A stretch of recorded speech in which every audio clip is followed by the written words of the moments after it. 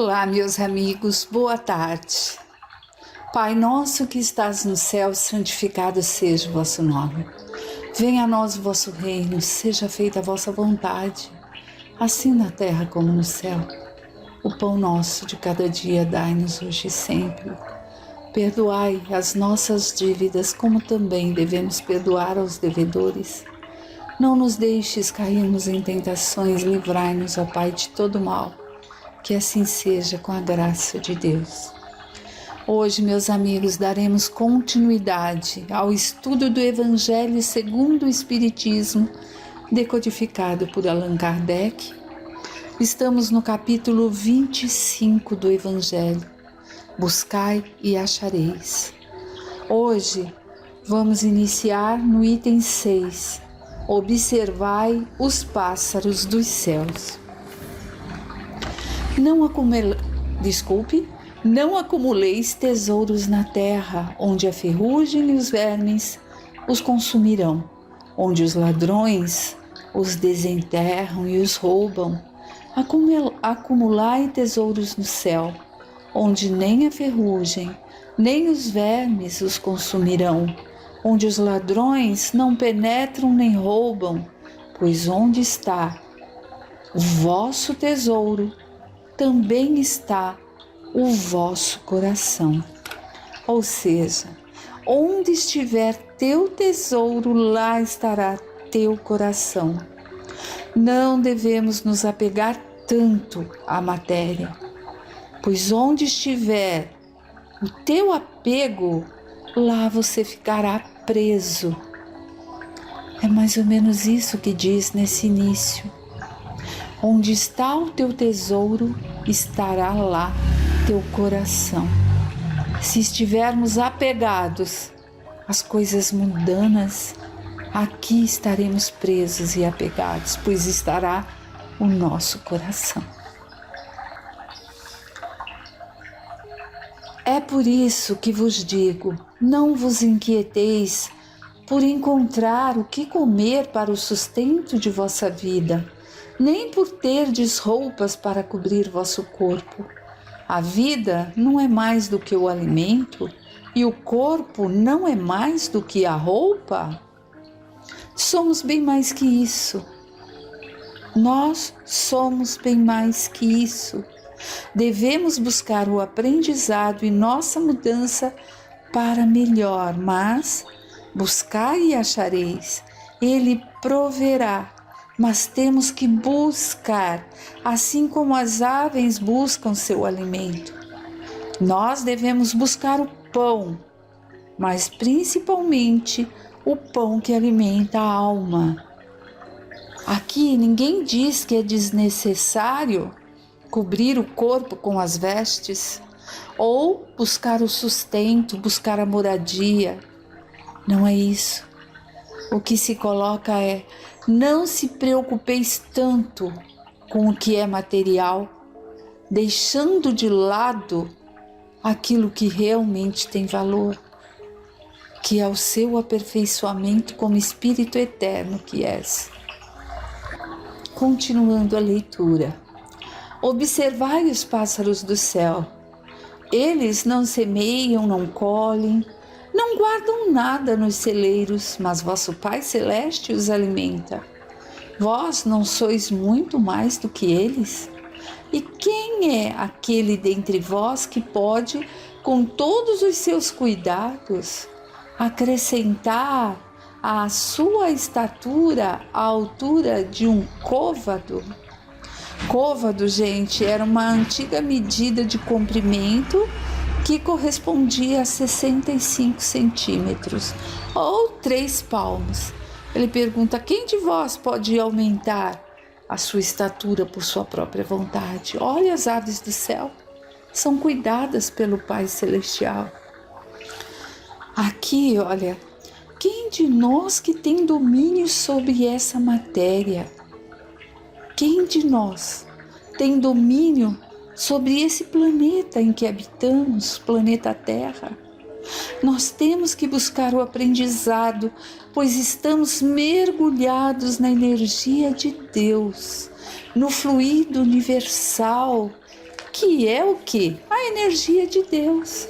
E temos que entender que não devemos nos fechar e ficarmos presos, atribulados com as coisas ilusórias desse mundo. Nós temos que nos modificar de dentro para fora.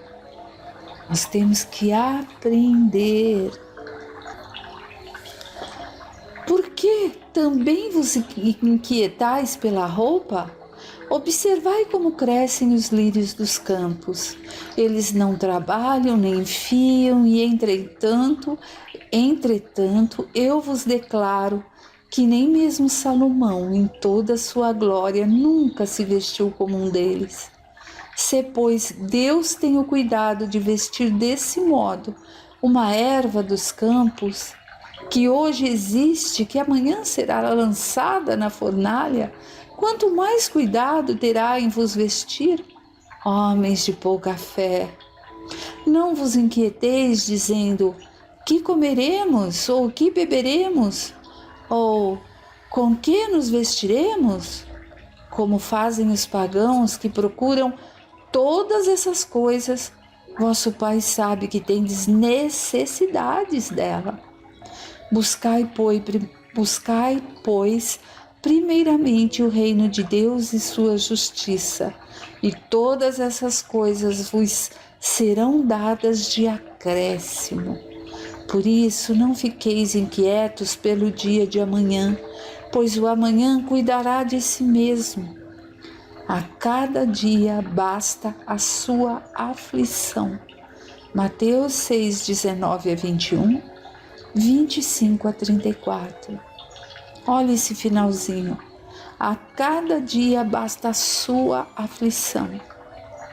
E é justamente pela inquietação do amanhã que nós, pessoas do mundo, encarnado nesse tempo de pandemia, estamos vendo crises e crises de ansiedade, de querer ali estar um passo à frente, no pensar no amanhã e deixar o hoje escapulir entre os dedos, e deixar o hoje se esvair, porque estamos sempre pensando no amanhã, roendo as unhas, criando doenças dentro de nós mesmos com essa inquietação, com essa busca do amanhã, e que depois acaba virando numa depressão, onde se pensa que não há mais luz no final do túnel.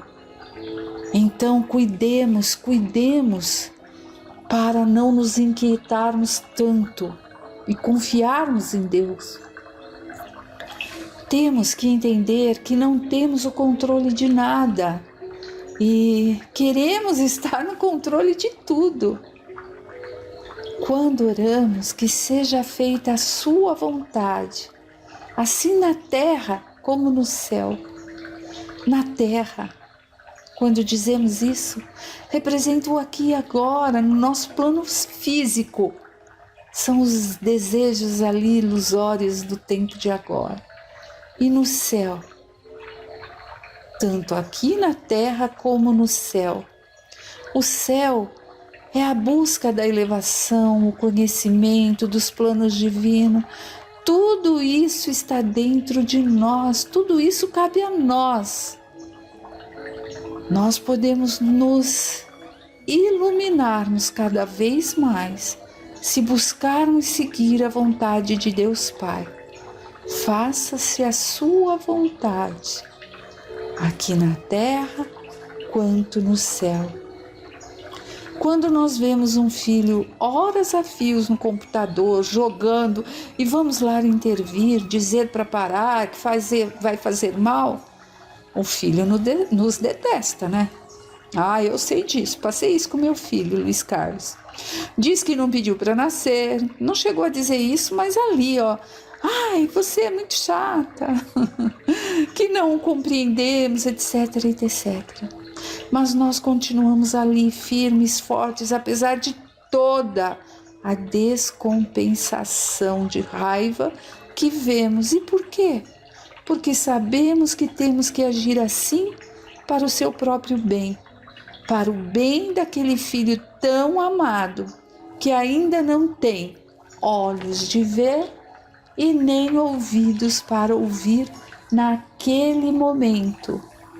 Mas com amor, a gente sabe que será necessário sermos firmes no propósito para que posteriormente esteja ele bem, sem o vício de ficar o tempo todo ali no computador, no celular ou outros vícios piores ainda, sem problemas de ser antissocial, de falta de estudo, de depois não ter como se compenetrar ali num trabalho que lhe deu sustento. Pois assim é Deus conosco, é nosso Pai conosco. Ele nos oferta aquilo que precisamos e não aquilo que nós pedimos de uma forma infantil. Eu quero ganhar na loteria. Tá. E que prova será que eu tenho que passar? Será que em outra vida eu já não errei pela fortuna excessiva? Então, nós acertamos nossas provas na erraticidade. Chegamos aqui, queremos que Deus nos dê o que queremos e nem pensamos que devemos ser gratos pela vida que temos, pelas provas que estamos passando, e que se estamos passando é porque necessitamos e que temos que buscar para achar, nos esforçar para merecer ali por nosso esforço nos melhorarmos e passarmos pelas provas. Mas Deus é assim, como uma mãe que pega no pé do filho para mostrar o melhor caminho. E que depois, com a graça do Pai, se foi persistente e conseguiu ali uma mudança, pode dizer lá na frente, graças a Deus. Tudo que eu ouvi, todas as caras feias deram resultado. Fiz a minha parte, cumpri minha missão. Óbvio que tem muito a ver com a índole e o caráter daquele com quem você está pretendendo ali auxiliar. Tudo tem um porquê nessa vida e nem tudo é uma xerox, que o que acontece com um acontece com o outro, né? Cada um passa ali pela sua aprovação.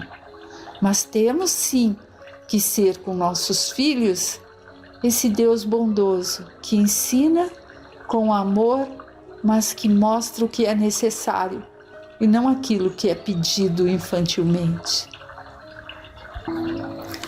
Continuando a leitura. As palavras do ensinamento de Jesus, interpretadas ao pé da letra, seriam a negação de toda a previdência, de todo o trabalho e, por conseguinte, de todo o progresso. Desta forma, o homem seria reduzido a um espectador passivo. Suas forças físicas e intelectuais não teriam atividade. Se essa tivesse sido sua condição normal na Terra, jamais teria saído do estado primitivo e, se fizesse dessa condição sua lei atual, viveria sem ter nada a fazer. Então, não pode ter sido o pensamento de Jesus, pois estaria em contradição com o que disse em outras vezes e com as próprias leis da natureza. Deus criou o homem sem roupas e sem abrigo, mas deu-lhe a inteligência para fabricá-los. Veja nesta obra, capítulo 16, item 6, 25, item 2. Neste trechinho, gente, nós vemos que Deus nos criou simples e ignorantes, a todos nós, igualmente, mas nos deu a inteligência para que possamos conseguir aquilo que necessitamos com o nosso esforço no trabalho e na busca do conhecimento. Deus quer que caminhemos do simples e ignorante para o espírito crístico, o espírito igual de Cristo, por nosso burilamento e aperfeiçoamento, pois temos essa condição e fomos criados para sermos essa luz e essa essência de luz que é Jesus Cristo, nosso irmão. Deus nos criou iguais, mas de acordo com a busca, com o trabalho, com o burilamento, com o avanço moral e espiritual, um dia, quiçá, haveremos de chegar a uma luminosidade ali próxima de nosso irmão, de Jesus, né? Estas palavras devem ser entendidas apenas como uma alegoria poética da providência, que jamais abandona os que nela depositam sua confiança, mas que, por outro lado, trabalham. Se nem sempre vem em ajuda com socorro material, inspira-lhes ideias com as quais encontram os meios de se livrar das dificuldades por si mesmos.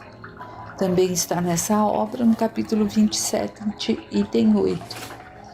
Nós temos que aprender a conquistar com o nosso trabalho, com a nossa inteligência, e não ficarmos lamentando, murmurando, Deus me dá isso, Deus me dá aquilo.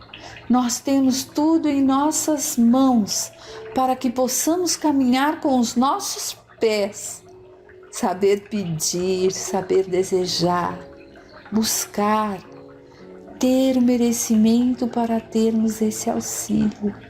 E quando a gente se perde ali naquele ficar lamentando, murmurando, ai, comigo dá tudo errado, ai, porque eu queria tal coisa e não consegui fazer, ai, meu intuito era fazer uma faculdade e ajudar o próximo, mas eu sou assim, tão discriminada, não tenho como fazer. Existem cursos, N cursos, que conseguem lhe dar uma faculdade, que consiga ali um curso técnico e que você consiga auxiliar. Tem uma pessoa, amiga de minha filha que eu conheço, que sempre foi apaixonada por medicina. Ela trabalha no PS aí, no UBS de Cipó. É aqui do bairro da Lagoa Grande. Carol, uma enfermeira e tanto. E ela queria medicina quando terminou o colegial.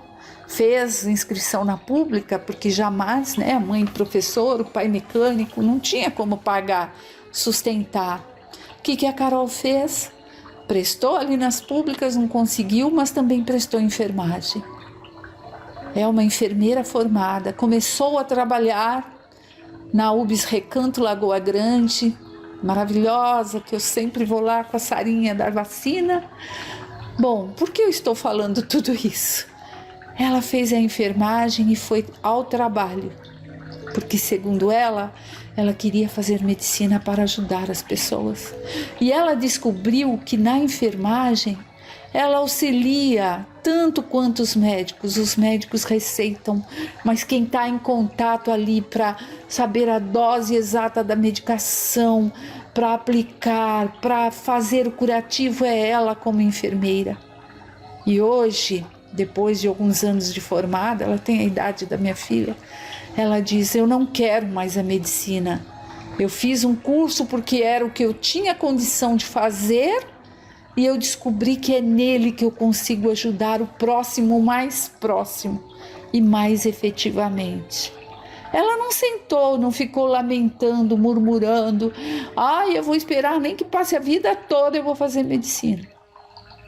Ela foi algo de alguma coisa que era equivalente, descobriu que com aquilo poderia ajudar e a satisfez. Óbvio que se um dia ela tiver ainda vontade de fazer, só vai acrescentar àquilo que ela já fez. Mas isso é só um exemplo do arregaçar a manga e correr atrás daquilo que está próximo, daquilo que dá. Porque muitas vezes a gente tem um sonho lá longe e não consegue perceber que tem algo aqui tão pertinho que está precisando de mim para conseguir. Está precisando que eu tome uma atitude. E é assim. Temos que ser assim. Observar para sairmos ali dessa lamúria e passarmos a ser agentes de ação, né? Continuando a leitura. Deus conhece nossas necessidades e as entende segundo o necessário. O homem, sempre insatisfeito em seus desejos, nem sempre se contenta com o que tem. O necessário já não lhe basta, tem necessidade do supérfluo. A providência deixa-o entregue à própria sorte. Torna-se então infeliz por sua própria culpa e por ter ignorado a voz interior que o advertia em sua consciência. Deus o deixa sofrer as consequências disso, a fim de que lhe sirvam de lição para o futuro.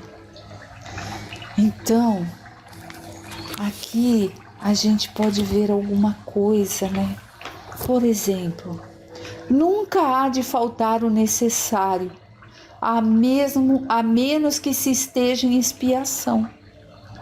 Se não usarmos direito o que temos noutra vida, aí sim a necessidade será para um aprendizado. Né? Muitas vezes numa encarnação a gente teve tudo de tudo, esbanjou, não ajudou, não aproveitou, não fez nada de melhoramento, não progrediu e nem fez com que progredissem. Aí é uma expiação que se tem que passar por um aprendizado. Quando ele busca o poder, o dinheiro para tripudiar sobre os outros, aí ficará a própria sorte, porque se unirá a irmãos iguais a ele próprio. É o livre-arbítrio, né? Quando diz aqui no finalzinho, que se apegar demasiadamente aos bens materiais, e der mais importância a isso do que aos espirituais, ele mesmo vai sacrificar a si próprio. Por quê?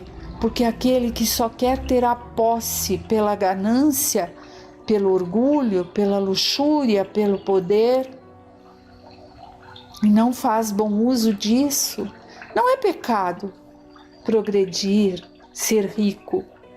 Quantas vezes vemos, né, em alguns relatos, espíritos que vieram com essa missão, e como é difícil.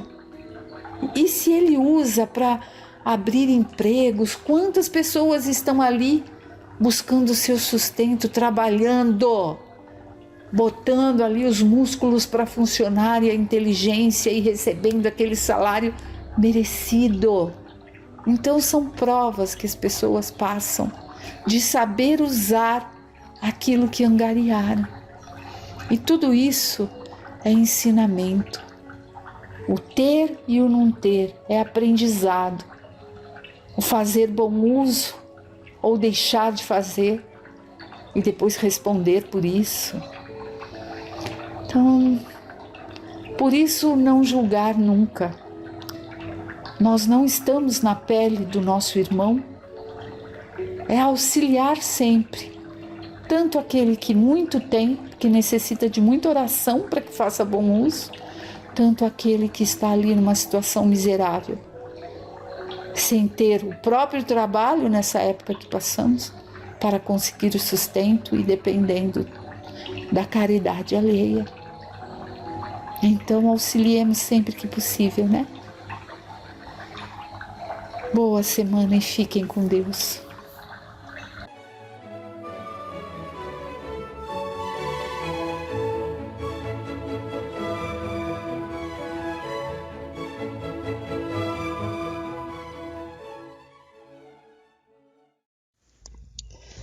Boa tarde a todos, meus irmãos.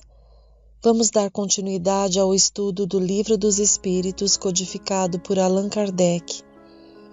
Estamos vendo Introdução ao Estudo da Doutrina Espírita. Estamos no item 7. Lembramos que essa introdução estará na íntegra para quem quiser ler. Vamos estar destacando algumas falas aqui de Kardec em cada item. Item 7, a ciência e o espiritismo. Kardec nos diz: quando a ciência sai da observação material dos fatos e trata de apreciá-los e explicá-los, abre-se para os cientistas o campo das conjecturas. Cada um constrói o seu sistema, que deseja fazer prevalecer e sustenta encarnecidamente. Na ausência dos fatos, a dúvida é a opinião do homem prudente. No tocante às coisas evidentes, a opinião dos sábios é justamente digna de fé, porque eles as conhecem mais e melhor que o vulgo.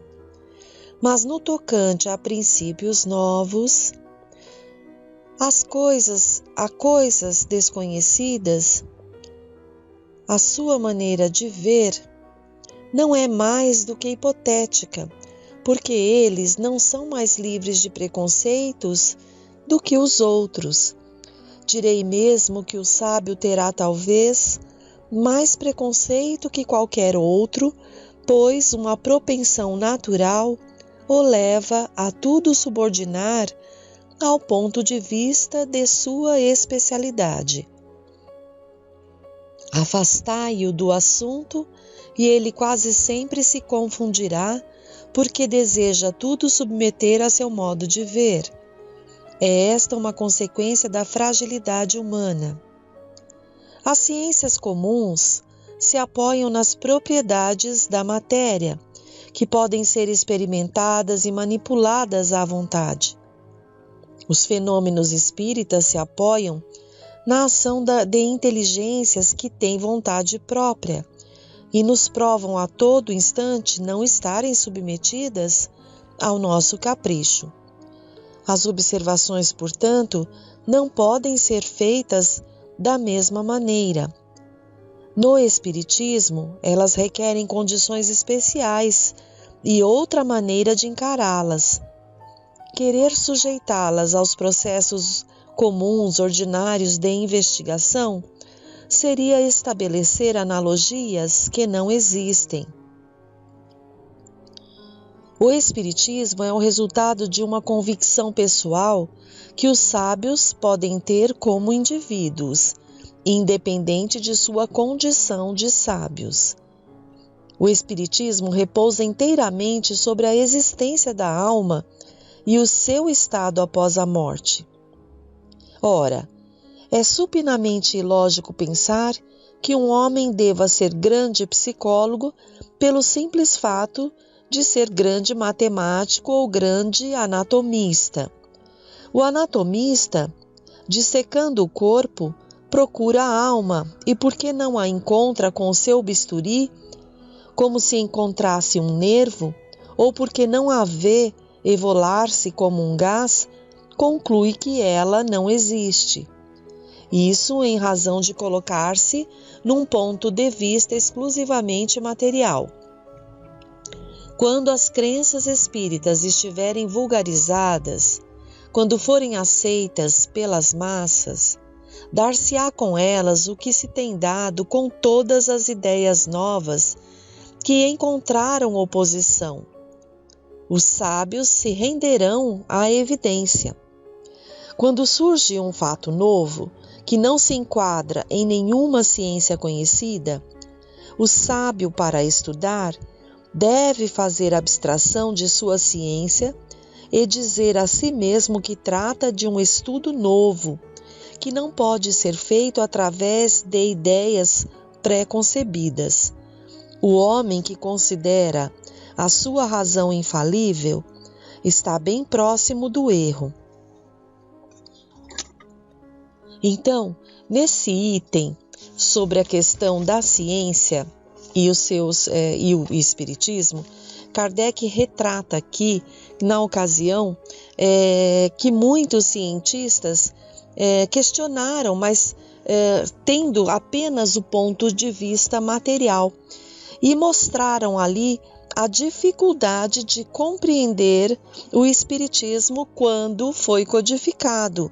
Isso é muito natural da gente compreender, porque muitas ideias novas naturalmente ganham, têm resistência. Kardec lembra aqui neste item, que muitos sábios se arriscaram a ver seus nomes aumentando a lista dos ilustres negadores das ideias novas, inscrito ao lado dos membros da douta Assembleia. Aí ele coloca que em 1752, um deles recebeu com estrondosa gargalhada o relatório de Franklin sobre os para-raios, julgando-o indigno de figurar entre as comunicações da pauta e daquela outra que fez a França perder as vantagens da navegação a vapor ao declarar o sistema de Fulton um sonho impraticável. Então foram dois cientistas, Benjamin Franklin, que veio com a ideia nova ali da questão da eletricidade, e todos gargalharam dele quando ele apresentou, bem como Fulton sobre a questão da navegação a vapor. E mais tarde, essas duas questões trazidas e novas e não aceitas e até ridicularizadas, vieram revolucionar a ciência. Então é bem interessante ler na íntegra esse item de Kardec.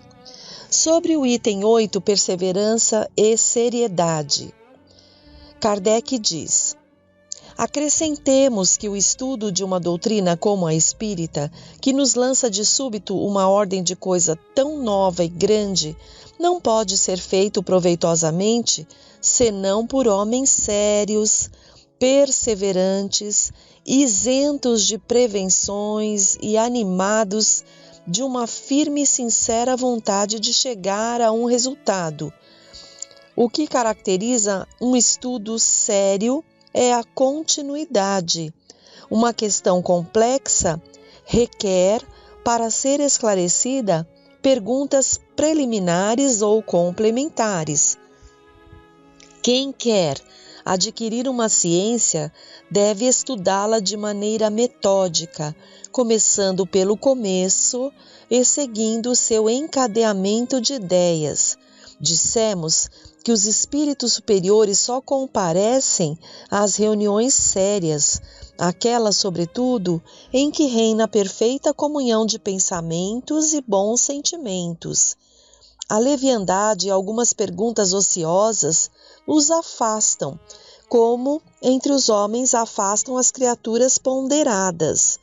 O campo fica então livre à turba de espíritos mentirosos e frívolos, sempre à espreita de oportunidades para zombarem de nós e se divertirem à nossa custa. Se quereis respostas sérias, sede sérios vós mesmos, em toda a extensão do termo, e mantende-vos nas condições necessárias. Somente então obtereis grandes coisas. Sede, além disso, laboriosos e perseverantes em vossos estudos, para que os espíritos superiores não vos abandonem, como faz um professor com alunos negligentes. Kardec foi um cientista pedagogo ali que levou muito a sério o estudo. Ele mesmo, ali a princípio, na história ali da codificação, Kardec colocou em dúvida muitas questões, só que foi a fundo no estudo, buscando ali compreender as coisas que ocorriam com bastante perseverança, com bastante seriedade, e se aliou a pessoas também com bastante seriedade e perseverança. Daí a doutrina ter nascido agora para nos auxiliar ali pela eternidade. No item 9, traz o tema monopolizadores do bom senso. Kardec nos diz: um movimento de objetos é um fato comprovado. Resta saber se nesse movimento há ou não manifestação inteligente e, em caso afirmativo, qual é a sua origem. Trataremos da escrita obtida com a ajuda de um objeto munido de lápis com a cesta ou a prancheta sobre esse tema. A maneira por que os dedos do médio são postos sobre o objeto desafia a mais consumada destreza em participar de qualquer forma da formação de letras. Mas admitamos ainda que, por uma habilidade maravilhosa, possa ele enganar os olhos mais atentos. Como explicar-se a natureza das respostas quando elas superam as ideias e os conhecimentos do médium? E note-se que não se trata de respostas monossilábicas, mas quase sempre de muitas páginas escritas com admirável rapidez. Pela mão do médium menos versado em literatura, surgem poesias de uma sublimidade e de uma pureza impecáveis, que não desmereceriam os melhores poetas humanos. Então, muitos começaram a questionar ou tentar revidar evidências, né? Então, Kardec até coloca assim, quase que no último parágrafo, a evidência. O que respondem os antagonistas? Sois vítimas do charlatanismo, dizem eles, ou joguetes de ilusões. Responderemos de início que é preciso afastar a palavra charlatanismo de onde não existem lucros, pois charlatões não agem gratuitamente. Seria, quando muito, uma mistificação, mas por que, estranha coincidência, os mistificadores se teriam entendido de um extremo a outro no mundo para agir da mesma maneira, produzir os mesmos efeitos e dar sobre os mesmos assuntos e nas diversas línguas respostas idênticas, se não quanto às palavras, pelo menos quanto ao sentido?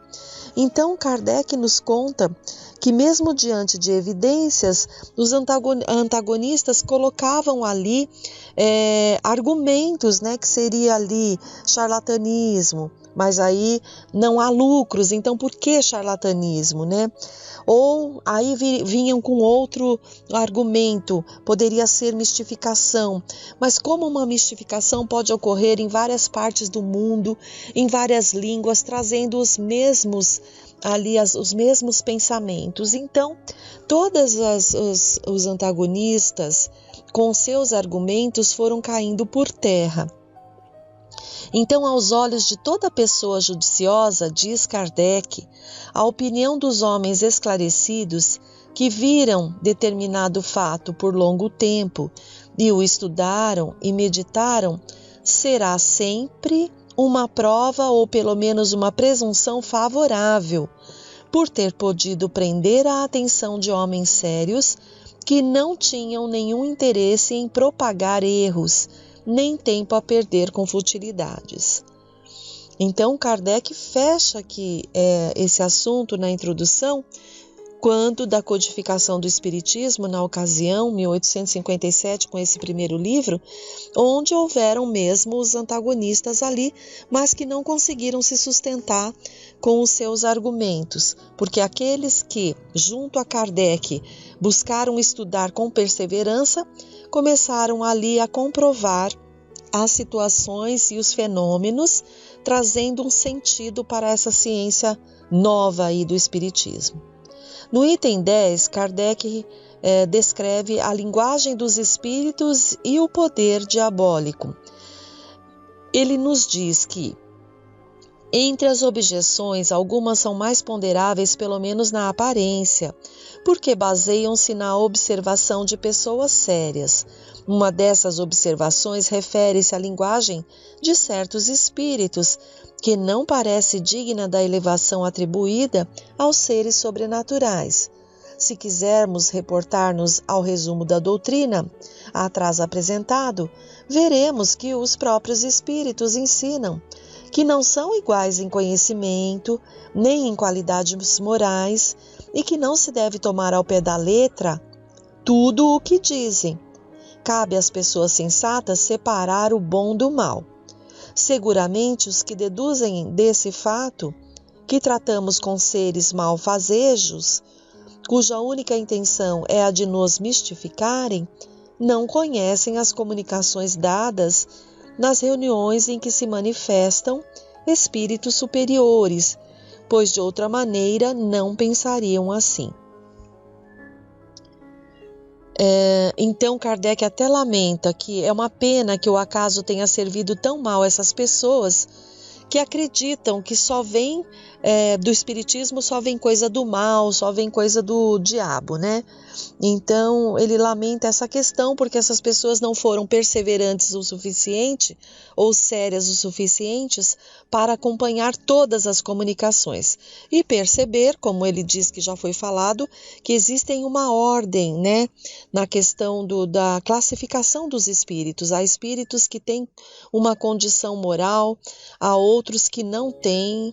Então, as comunicações sérias virão de espíritos sérios e as comunicações frívolas de espíritos frívolos.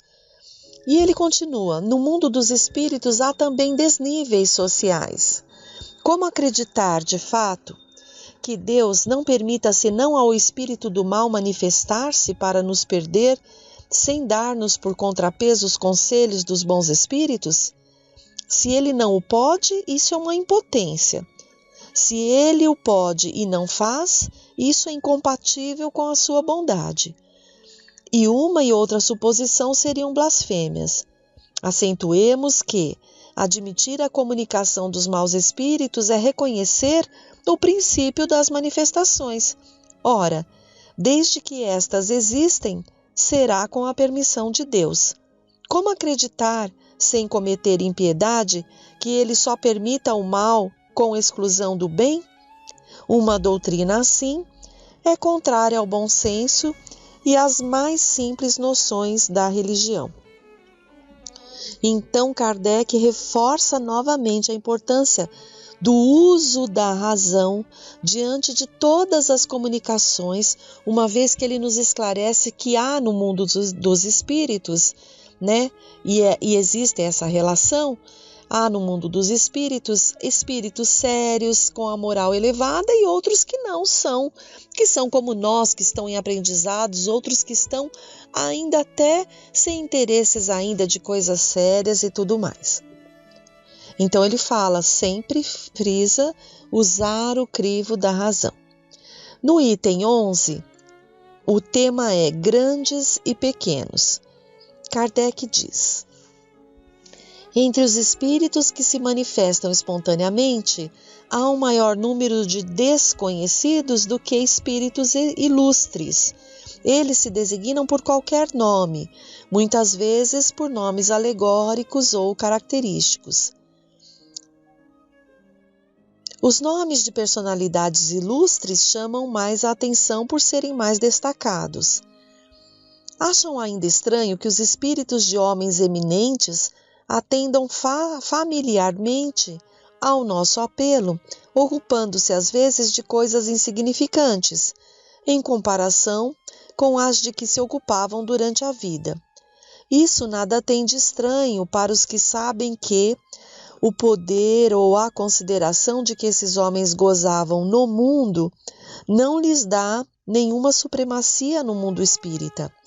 Os espíritos confirmam com isso as palavras do Evangelho: os grandes serão humilhados e os pequenos serão exaltados, que devem ser entendidas em relação à categoria que cada um de nós ocupará entre eles. É assim que aquele que foi o primeiro na terra poderá encontrar-se entre os últimos no mundo dos espíritos. Então é um tema bem interessante também, porque faziam esses estudos e as comunicações comprovavam que muitas vezes se apresentavam ali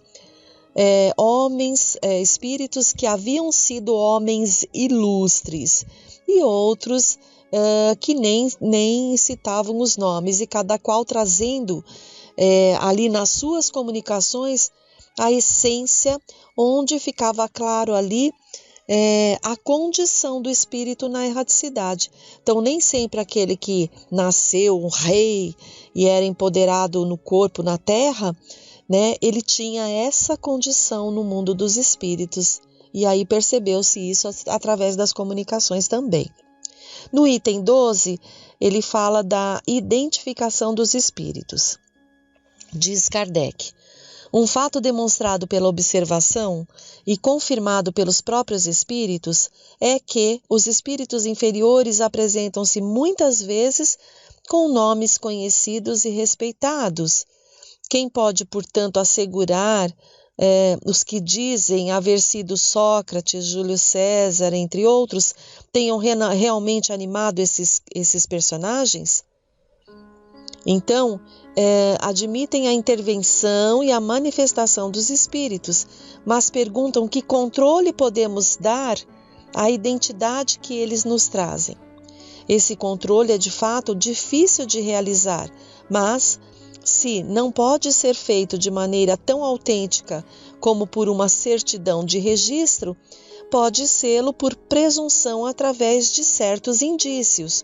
Quando se manifesta o espírito de alguém que pessoalmente conhecemos, de um parente ou de um amigo, sobretudo se morreu há pouco tempo, acontece geralmente que sua linguagem corresponde com perfeição às características que conhecíamos. E isto já é um indício de identidade. Mas a dúvida já não será certamente possível quando esse espírito fala de coisas particulares, lembra casos familiares que somente o interlocutor conhece. Um filho não se enganará, por certo, com a linguagem de seu pai ou de sua mãe, nem os pais com a linguagem do filho. Passam-se algumas vezes nessas evocações íntimas coisas impressionantes capazes de convencer o mais incrédulo. Outra circunstância bastante característica favorece a identidade.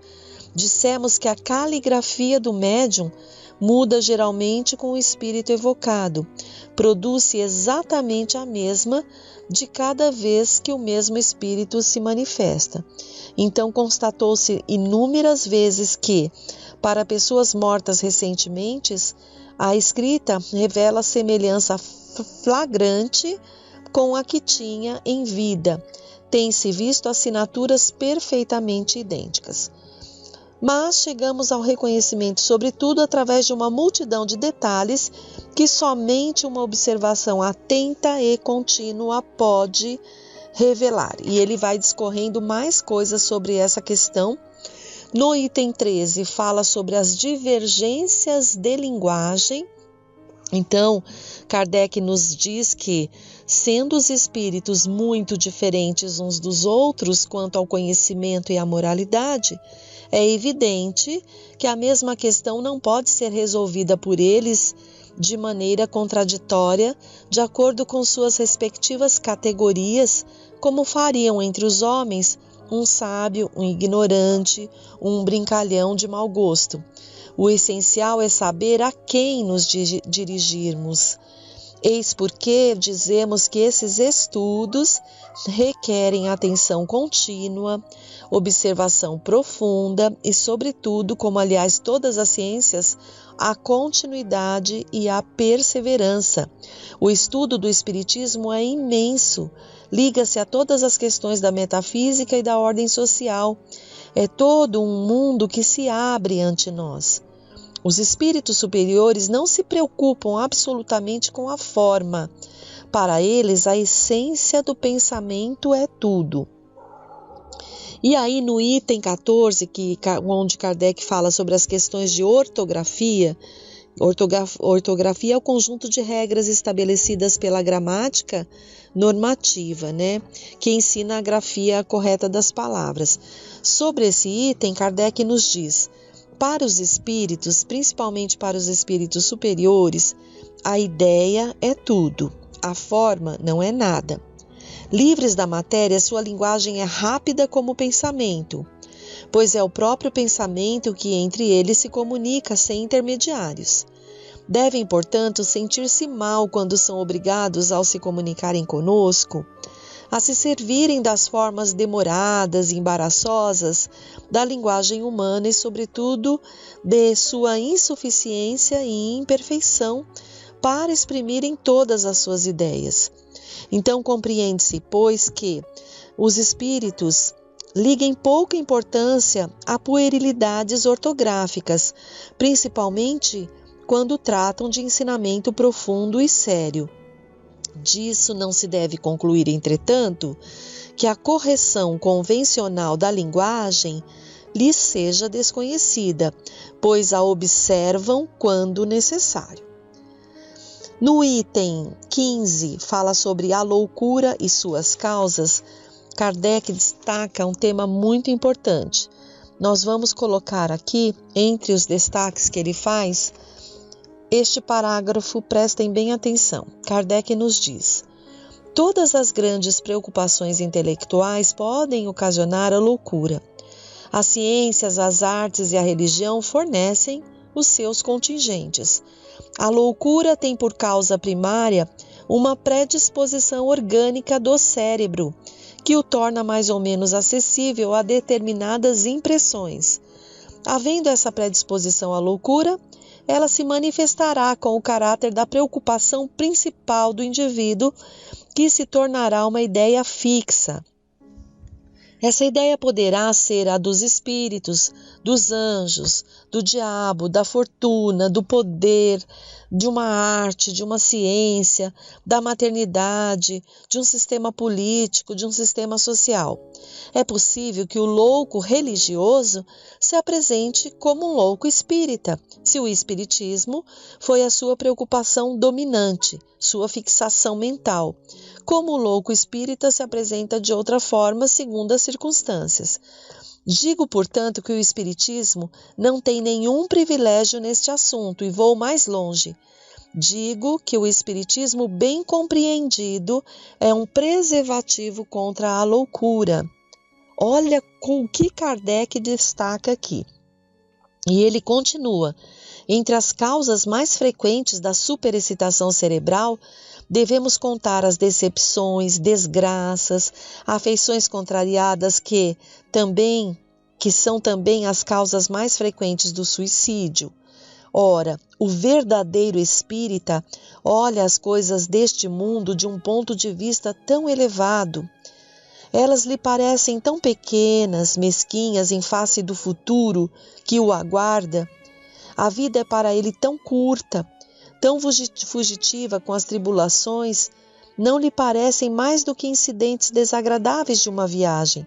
Aquilo que, para qualquer outro, produziria violenta emoção, pouco o afeta, pois sabe que as amarguras da vida são provas para o seu adiantamento, desde que as sofra sem murmurar, porque será recompensado de acordo com a coragem ao suportá-las. Suas convicções lhe dão uma resignação que o preserva do desespero e, consequentemente, de uma causa constante de loucura e suicídio. Além disso, conhecem, pelo exemplo das comunicações dos espíritos, a sorte daqueles que abreviam voluntariamente os seus dias, e esse quadro é suficiente para o fazer meditar. Entre as causas da loucura, devemos ainda incluir o pavor, Sendo o medo do diabo, por exemplo, um motivo que já desequilibrou alguns cérebros. Então, Kardec, até na época, ele coloca uma frase assim que se acreditava, e pessoas até hoje acreditam. Ele diz: o diabo, dizem, só assusta as crianças, é um meio de torná-las mais ajuizadas. Sim, como o bicho-papão e o lobisomem, mas quando elas deixam de temê-lo, ficam piores do que antes. E para conseguir tão belo resultado, não se levam em conta as epilepsias causadas pelo abalo de cérebros delicados. A religião seria bem fraca se, por não usar o medo, seu poder ficasse comprometido. Felizmente, assim não acontece. A religião dispõe de outros meios para agir sobre as almas, e o Espiritismo lhe fornece os mais eficazes e mais sérios, desde que o saiba aproveitar. Mostra as coisas na sua realidade e, com isso, neutraliza os efeitos funestos de temor exagerado. Então, é muito importante esse item, onde Kardec fala assim, como o espiritismo bem compreendido é um preventivo contra a loucura e o suicídio. E podemos fechar aqui com os dois últimos itens. No item 16, a teoria magnética e a do meio ambiente. né? Ele coloca a questão das duas sob o ponto de vista, né, da questão também ainda das manifestações referente ao espiritismo. E por último, no item preenchendo os vazios do espaço, onde ele vai dizer que a ciência espírita contém duas partes, uma experimental sobre as manifestações em geral e outra filosófica sobre as manifestações inteligentes.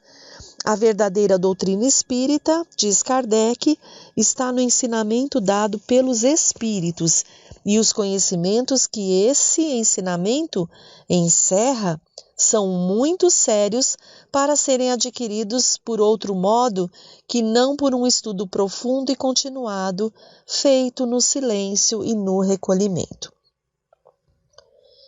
Olha só, por isso vamos dar início a esse estudo agora bem aprofundado do livro. Fechamos aqui a questão da introdução ao estudo da doutrina espírita.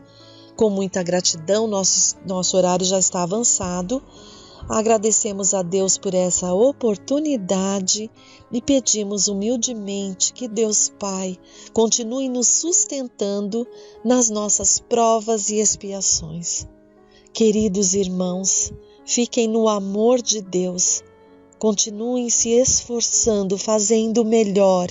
Vamos juntos, ombro a ombro, buscando estudar essa doutrina maravilhosa e praticar, tendo o Evangelho como nosso livro também de cabeceira, aquele livro que devemos ter junto à nossa mente e coração sempre.